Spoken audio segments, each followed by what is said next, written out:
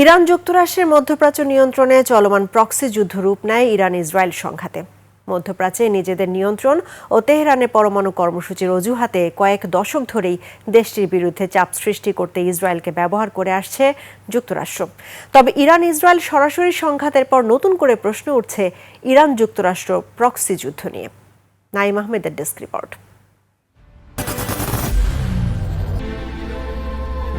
I am Ox. Proxy যুদ্ধ হচ্ছে দুই পরাশক্তি একে অপরের বিপক্ষে সরাসরি যুদ্ধে না জড়িয়ে তৃতীয় পক্ষকে ব্যবহার করে নিজেদের স্বার্থ রক্ষায় শিরোনামের আড়ালে থেকে যুদ্ধ করা। ইরানে ইসলামিক রেভলিউশনের পর মুখোমুখি অবস্থান নেয় ইরান যুক্তরাষ্ট্র।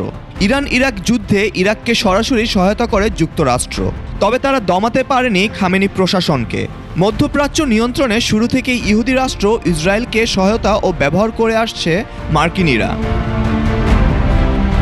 যুক্তরাষ্ট্র ইরানের পরমাণু কর্মসূচিতে শুরু থেকেই বাধা প্রদান করে আসছে।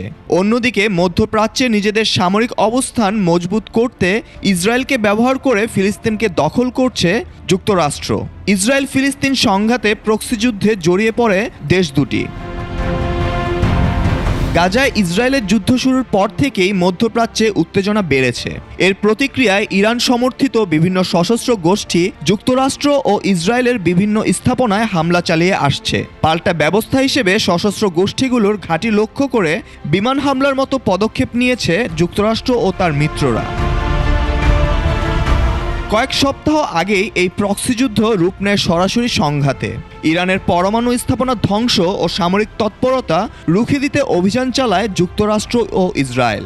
তবে পাল্টা হামলায় তেল আবিব, হাইফার মতো গুরুত্বপূর্ণ স্থান ও কাতারে মার্কিন ঘাঁটিতে হামলা করে নিজেদের সামরিক সক্ষমতা তুলে ধরে ইরান। ইরানের পাল্টা হামলা ও ক্ষেপণাস্ত্রের সক্ষমতায় নড়েচড়ে বসে দ্রুত যুদ্ধবিরতির প্রস্তাব দেয় মার্কিন প্রশাসন। তবে সংঘাত বন্ধ হলেও নতুন করে শুরু হতে পারে প্রক্সি যুদ্ধ।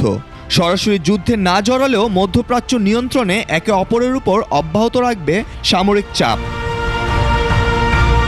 নাইম আহমেদ, 21 টেলিভিশন।